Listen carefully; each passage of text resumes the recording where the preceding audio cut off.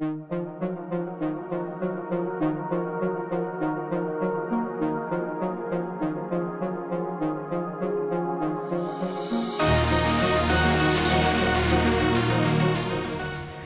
name's Constance and I'm a solicitor for the Commercial and Property team here at Cooke Hutchinson Lawyers.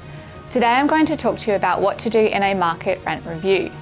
In most leases, most commercial leases, when there's a market rent review due, this means that the tenant has decided to exercise the option under the lease.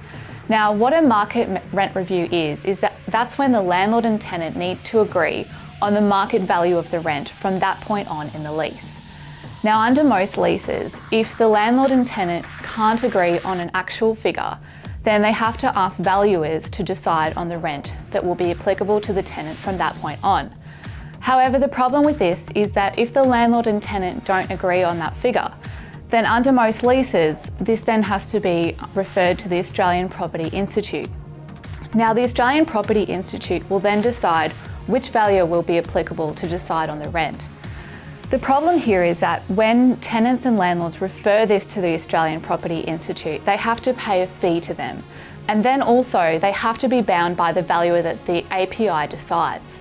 So not only do they have to pay a fee to the Australian Property Institute, they then have to pay the valuer's fee as well.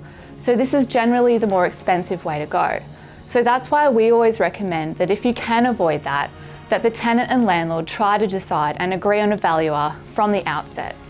And the problem also with this API review stage is that it can also be very time consuming because there are written submissions that must be put back and forward between the landlord and tenant, and also the valuer will have to attend at the premises. So if you are considering a market rent review for the lease and you can't decide and you can't agree between the landlord and tenant, come and see us and we can help you negotiate this process for a fixed price.